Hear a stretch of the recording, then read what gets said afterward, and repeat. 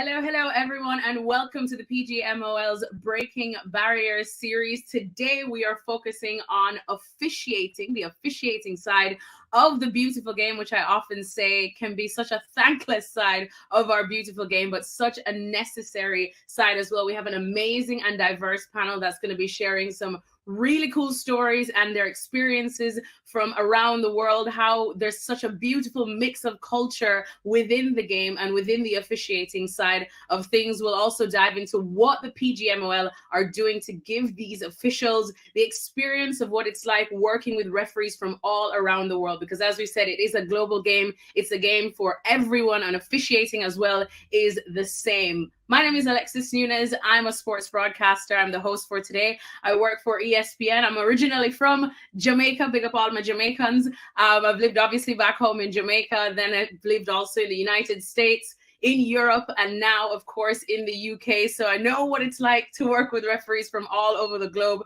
So it's going to be pretty special to hear some of the experiences today. Now, we'll get to our amazing panel in just a bit. But first, let's hear from the managing director of the PGMOL, the very familiar face of Mike Riley.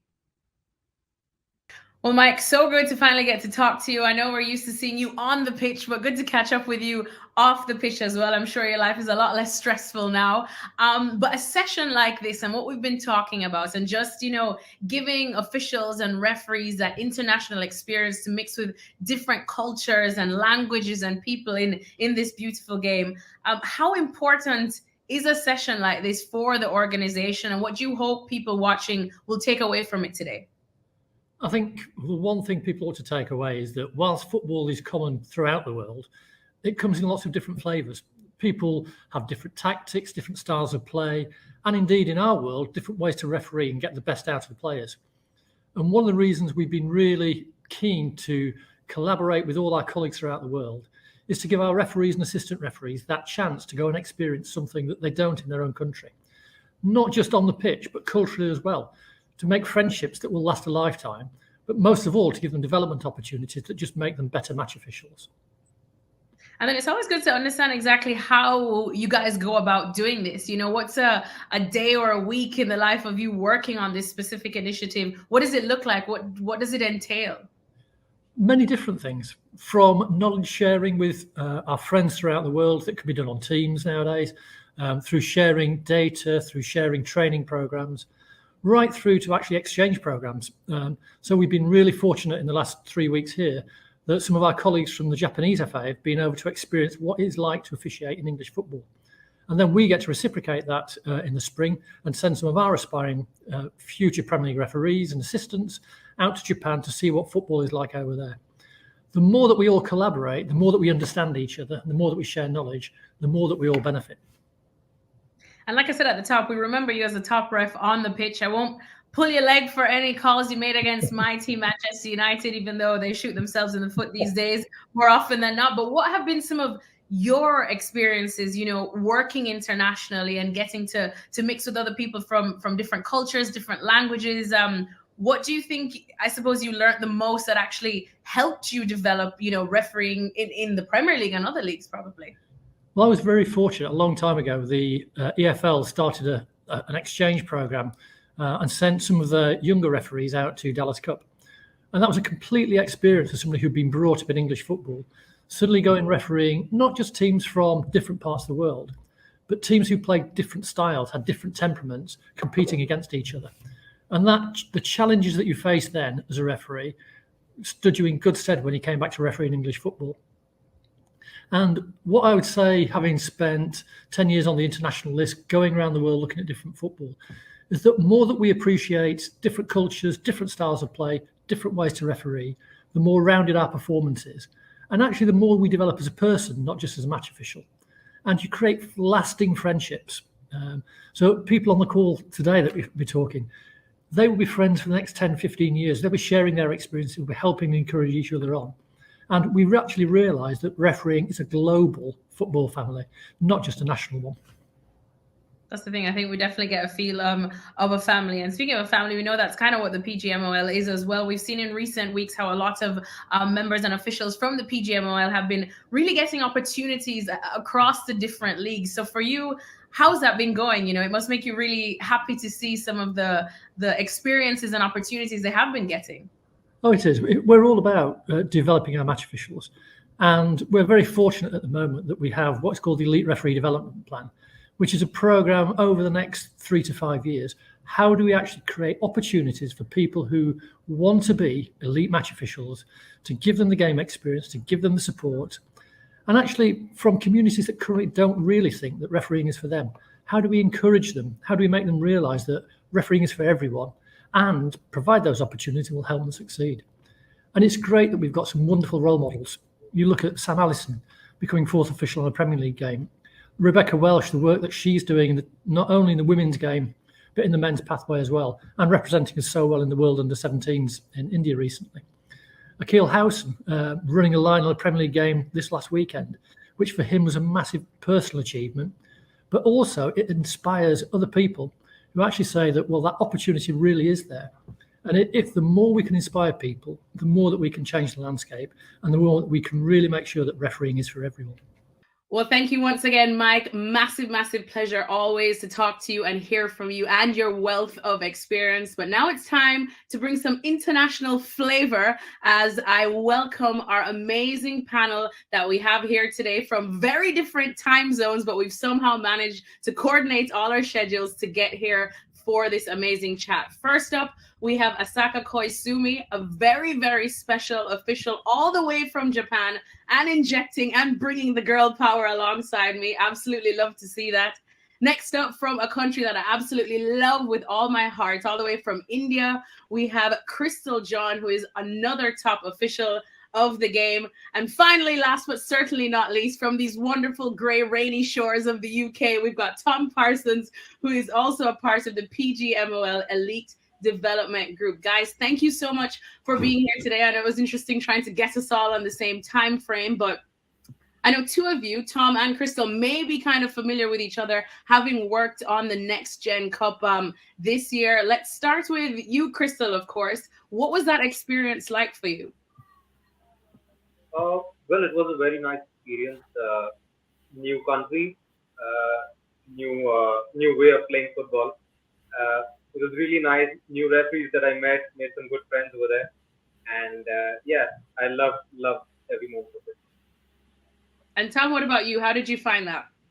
It was just a great experience. I think when opportunities like this present themselves, to be able to work with colleagues like Crystal from different countries, it's all about just soaking it in. And I think that's what I really tried to do, tried to learn from Crystal and his other colleagues that joined us from India.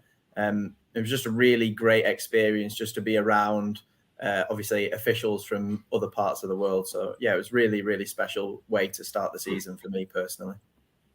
And Crystal, just going back to you, because you said, you know, a different way of playing football. What did you find different from back home in India and probably had to adjust to? One thing that surprised me, the Next Gen Cup was an under-18 tournament, so many of the players were younger than that as well. What surprised me actually was the amount of physical contact that they accepted, and it was just normal for them even at a younger age. We do generally expect that with senior players, but not at such a young age. So I had to make an adjustment like in the first 10 minutes and treat it like a senior game. It was really good.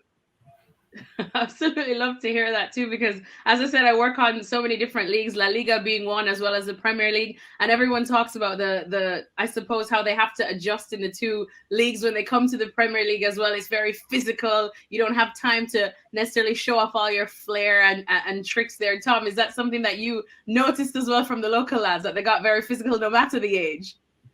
It's I think that's obviously, as you said, Alexis, it's the kind of the common thing that always comes up is when you're refereeing in different environments, the way that football's played in different countries is clearly very different, and it's about having to be adaptable to that. So yeah, certainly on the Next Gen tournament, it felt very it was very interesting, I suppose, because you've got clubs that were both from England. We had clubs from South Africa, clubs from India as well. So trying to referee and adapt to the different styles of football that the different teams were bringing was certainly a challenge, but one that we enjoyed. It kept you busy. That's what we like to Yeah, hear. for Let's sure, definitely yeah. bring in Asaka as well. Asaka, you weren't at that Next Gen Cup, but you recently have gotten back home to Japan after spending some time here in the UK. Tell us a bit more of exactly what you were doing here in the UK and what that experience was like for you as well. I had an experience 3 weeks in the England, and that was an amazing experience for me. And I joined the women's championship in the England. I got the 1 matches there, and it was really tough game for me, and I need to adjust the match as well. And also I watched the game at our Premier League and the championship as well with a PGMOL referees, and it was so nice, amazing match. I watched that. What did you say you spoke on some of the difficulties as well. What exactly did you find tough about the game as well? Yeah, it was very tough. I mean, it's really physical contact, even though that's a women's match. It's very tough, more than the Japanese women's match. And also, I need to deal with the conversation with the players. It's more talkative than Japanese players, so I need to adjust that moment. Yeah. And then, of course, all of you guys have spoken about some of the difficulties that you see when different styles of football that we're used to in our separate countries. Like I said, I'm from Jamaica, and I know we get very, very physical. But then the other side of my family is actually from El Salvador, which is in Central America, Latin America. You know, Latin American people are known for loving to draw a foul or two, a couple of Neymar rolls as well. And both sides, when they play, it can be, I always say, I'm so glad I'm not a referee in that situation, because it really is hard. So for you guys, all of you have spoken about that physicality and how it makes your job difficult. What specifically did you do, or who did you have to talk to kind of, you know, adjust to it and trust that you were making the right calls? Let's go to you, Tom, of course, being the local lad. Yeah, I think one of the biggest challenges around that is probably how we work together as referees. So particularly when I was kind of working with Crystal on the tournament and his other colleagues, it's around the communication that you have as referees. I think it's really important in that. I think Crystal talked about that first 10 minutes and having to adapt. Is the more that you are speaking over the headsets with your assistants and with your fourth official, it just allows you to get in tune with each other. And particularly when that comes to decision making out there in terms of what's being judged as a foul, what's being judged as not a foul today. So I think that's really crucial for us as a team, that you kind of really get tuned in, because game by game, there's differences, there's different contexts, there's different countries, as we talked about. So I think that was the real key for us, is the real clarity that you have around that communication with each other. And that's obviously an added challenge when you're working with colleagues from other countries as well. So having real clarity in the way that you're talking about things and you're talking about your decisions was probably the key for me in terms of ensuring our success as referees on the field. And Crystal, what about you? What did you find helped you, I suppose, get over those difficulties probably after the first game, where you're thinking to yourself, oh my goodness, how am I going to continue like this? How did you, get over those barriers?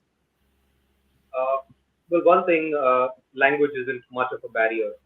So when working with a new team, it's always good to know that they can understand you and you can understand them. So when we were, like Tom mentioned, when we were talking on our headsets, especially when I was talking to English officials who were assisting me during the match, I think I did 2 matches where I had, I think about 3 assistants in total, English assistants that I had to work with. Whenever you're officiating with new assistants, it's a little, sometimes you're just wondering, do they understand what you want from them? Do you know what they expect out of you? So one thing was pretty good was they understood the body language was all the same. I think all the world over, body language remains the same. Most of our discrete signals remain the same. So we didn't have much difficulties in that. We communicate pretty well. And Asaka, what about for you? Because that's interesting, of course, to hear. I think sometimes we take for granted how many referees officiate, say, even here in the UK and other English-speaking matches, and English is not their first language, and we just assume that we can sit here like this and talk fast, and you guys will pick up like this. How did you mentioned the language, of course. How did you get over that? Because that's not an easy fix in the moment, is it? Yeah, definitely. It's not easy for me because my first language, as you know, that is a Japanese, and the second one is the English. But I try to make very simple and clear and short sentence. I try to use that to understand each other very well. It's not only for the referees, assistant, and fourth official, but also the players. I try to understand each other. Oh, that's good. Yeah, that's what I was saying. Sometimes I think we do take for granted when people say, "Yeah, I speak English," and we can talk fast to them, and you're caught in the heat of the game as well. But what about you, Tom? Have you ever had an experience? Of course, usually we know English is the dominant language in the world, but where there've been so many people from other countries that do speak in their own native tongue, and you're just kind of trying to get a grasp.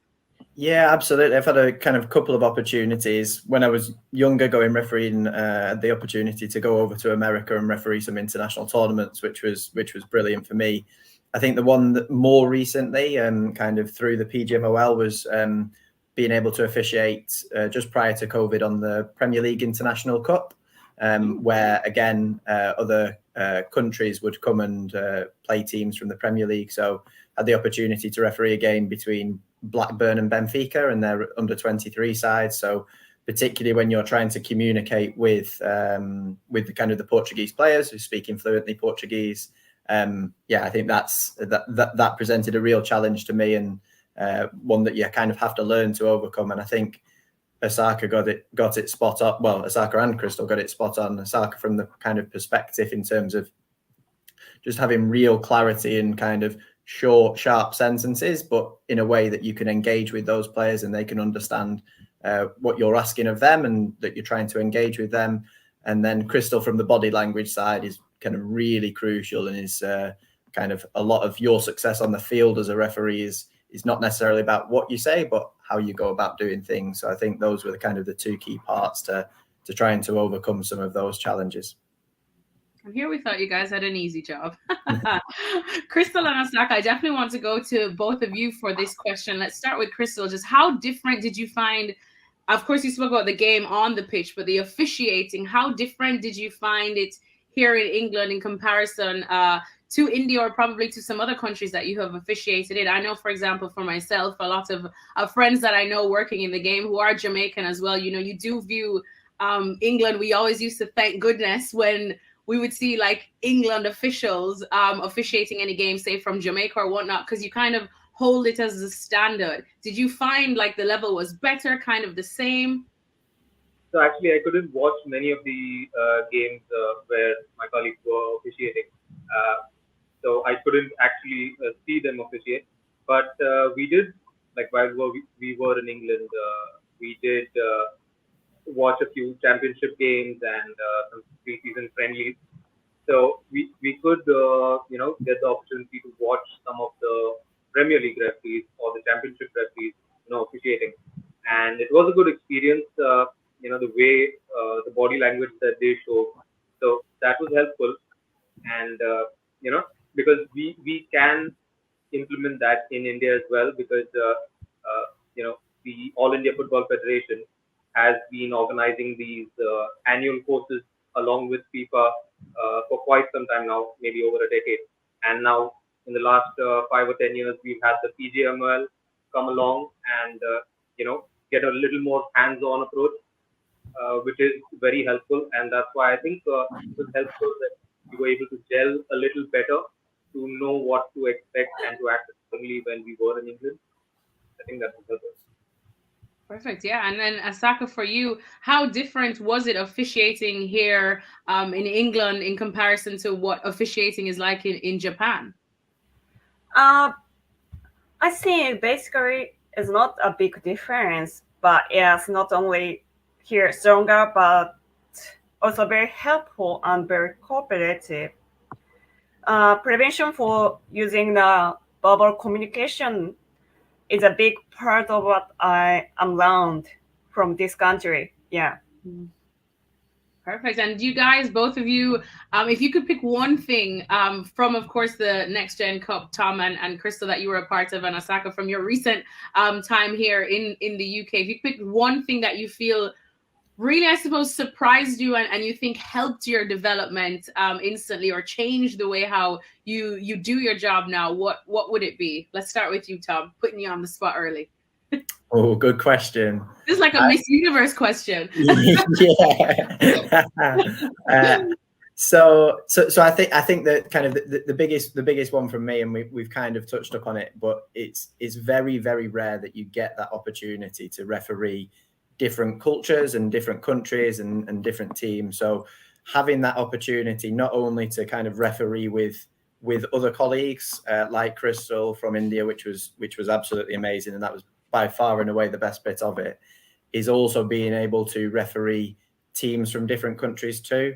Obviously, I'm sure we all on the call have kind of aspirations to reach that very top of the game and kind of referee at an international stage and an international level. So having the opportunity to do that and to try and take some learnings from that in preparation for hopefully when that time comes, I think that would be the one for me. Crystal? Yeah, like Tom said, we all want to reach the top. We want to be the best in the world. We want to be at that level. Being in the UK, it gives you a little bit of confidence to know that you can officiate at that level as well, and also know that other referees in other countries also, officiate in a very similar way.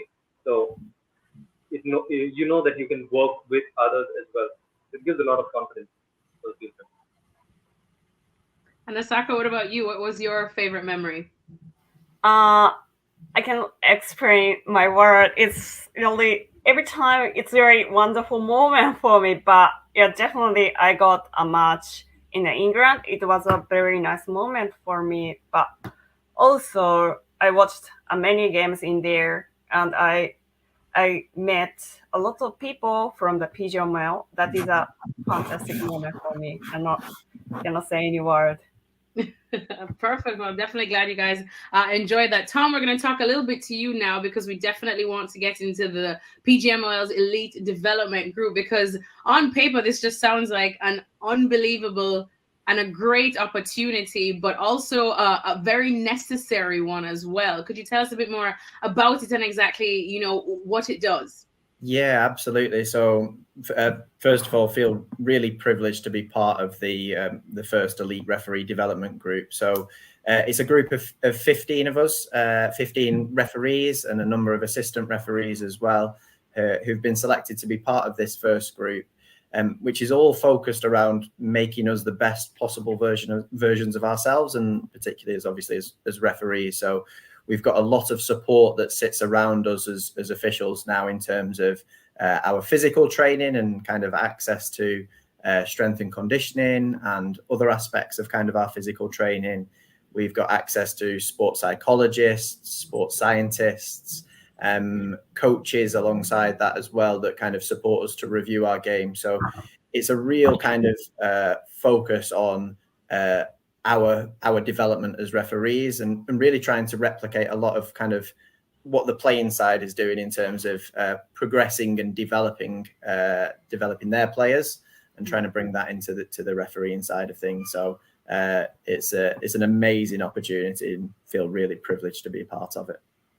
I don't know, it's fairly a new opportunity or so, but have you already started feeling the benefits and seeing it achieve exactly what you wanted it to achieve? Of course, I think it's a work in progress. We're kind of a few months into it, but I've certainly started to see the benefits of it. I think the key thing for me is about having that space and time to invest in myself as a referee. And when you're trying to obviously reach the top levels of the game, as I was obviously prior to the elite referee development group, and you're balancing a full-time job, you're balancing a young family, as I am. That becomes a real challenge to ensure that you've got that space and time in your week to be able to ensure that you're doing all the right things that you can do to be ready for 3 o'clock on a Saturday or 7:45 on a Tuesday, whenever those games come, and they do come thick and fast. So having the opportunity and the space and time now through the group to be able to really invest into my physical training, to really spend some time with my coaches, doing much more in-depth analysis of my games, where things have gone well, how things could have been improved on those games, just really helping me to become a better referee as a result of that. So yeah, certainly starting to see the benefits, and I'm sure there's going to be many more to come as the time progresses with the group. Yeah, well, Asaka and Crystal, now that you heard of Tom speaking about that elite development group and especially the mental aspect of it, Crystal, let's start with you. What part of that, those opportunities and resources that group has access to, do you think, I suppose, impresses you the most? Well, yeah, like Tom said, basically PGMOL is focusing on getting referees to think like professionals, train like professionals. I think it's very important because at the end of the day, we are professional athletes. We've got a job to do on the field, and we need to train professionally. Very recently, the All India Football Federation has actually come up with a roadmap. Maybe in the near future, they're planning to have 50 professional referees coming in. So I think that's a step forward, even in India here. And yeah, I think we're taking a leaf out of the PGMOL book. Love to hear that. Referees are professional athletes. Put some respect on their names. Asaka, what about you, now that you heard as well about that elite development group and the access to sports psychologists, especially in the women's game, as you said, because when we speak of officiating in football, it really is a thankless job. We only ever hear of whenever it's going wrong and referees always get all the abuse. Nobody ever talks about when the officials actually get things perfectly right, or nobody talks about it enough. So the access to sports psychologists, what's it like, I suppose, in Japan, and how much does that make you happy to hear that this group here for the PGMOL is providing that for officials? Yeah, it was really impressive for me. It's very professional system, and getting from the psychologist and technical side, and it's very good for preparing the match. It's very professional. But in Japan, we have professional referees, but it's just only a female joined that. So we just step on. I just want to get a chance to go there, and I want to become a professional as well to prepare the wonderful matches. Yeah. Yeah, we definitely hope we see you there soon for sure. Well, thankfully, I'm using my bed to hide my suitcase that's over there, because tomorrow I am Qatar bound. Cannot wait for the World Cup. Forget Cristiano Ronaldo. It's all about the World Cup this week. I'm sure you guys are just as excited as all of us. We're all fans of the game at the very least. But I have to ask, when we're watching the games, I mean, we're not only seeing the best players in the world, in the greatest show on earth, as we call it, we're also seeing some of the best officials and officiating in the world. I'm sure that would be dreams for all of you to officiate a World Cup match. When you're watching the games, do you watch the players more or the officials more? Be honest. Tom, let's start with you. Well, I think since definitely both. Definitely both. I think since I started refereeing at the age of 14, I've watched football in a different way now. It's very hard to kind of divorce yourself from the obsession and the addiction that is refereeing and kind of the thing that you do week in, week out. So you're always analysing the referee and seeing what decisions they make and kind of really soaking that in. But I think when England are on the TV, for me, it's very difficult to take myself away from that, and can often see myself on the other side shouting at the TV, but obviously being really polite as well at the same time. Of course. I think that's the one time we will permit you to not be polite, for sure. I was going to say you probably watch the refereeing extra closely when England is playing. Crystal, what about you? What do you look for when you're watching these matches at the World Cup, especially like from the officiating? You know, is there a certain style that you like, or that you say, oh, that's a top official? No, I agree with Tom. Whenever we're watching the game, I mean, at least I can't stop watching what the referee is doing. Whether it's the movement, whether it's the management of players, situations, I can't, stop that. And when I'm watching the game, I actually try to see what I can learn from it, like maybe some behaviors of certain referees, especially obviously at the World Cup, they're the best of the best. So you really want to learn something from them, and maybe sometimes try, probably in the local game, try to see if it works for you, and if it does work, probably stick with it. Stick with the local style. I love that. Asaka, what about you? What do you watch for when you're seeing, officiating at the highest level? Like you said, you got to go to some championship matches here when you were in the UK. What were you looking for? To be honest, the team and the referees both. I mean, Japanese national team faced strong team in the group stage, and it will be a good game. But also, Japanese women, whose name is Yoshimi, joined the men's World Cup now. So she's one of our dream, and I definitely watch her game. Yeah, that's going to be pretty amazing, I suppose, to see. Tom, for you as well, now that you've had the experience, how different are the international officiating styles? Can you even describe it, I suppose? Because as even Crystal was saying, maybe you'll try certain movements, the way you move, that kind of thing. Could we probably see you trying some samba flair one day, maybe some Indian flair another day? Not if you've seen my samba in the past. No, I'd say not. But no, I think in all honesty, I think it's really interesting. I think what I would say is that regardless of where you are from in the world, I think there's a lot of underlying principles that make the best referees the best referees, and I think it's really important that we recognise that whilst there may be slightly different ways of doing things, there's certainly no right or wrong way in a lot of respects. So it's really nice just seeing people put their different identities, their different personalities, and bringing their own context to it. But ultimately, a lot of, as I said, what makes a really successful referee is going to be very common, regardless of whether you're from England, whether you're from Japan or India. Well, Asaka, I mean, it was great to see that the game, of course, is diversifying a lot. There are definitely a lot of strides being made to make sure that everyone gets the message that football is for everyone. When we spoke about, having women's referees at the Men's World Cup, and is that, of course, your ultimate goal? Would you like to do that? Yeah, one of my aim is to officiate the Men's World Cup as well, but it's a very tough job, so I'm really happy we have a one female officiate the Men's World Cup from the Japan, so I'm really happy with that. Yeah, I suppose it's still a daunting task, but we will get there, don't you worry. And well, time flies when you're having fun. We're going to have to wrap in just a bit now. But final question, of course, and this is for everyone.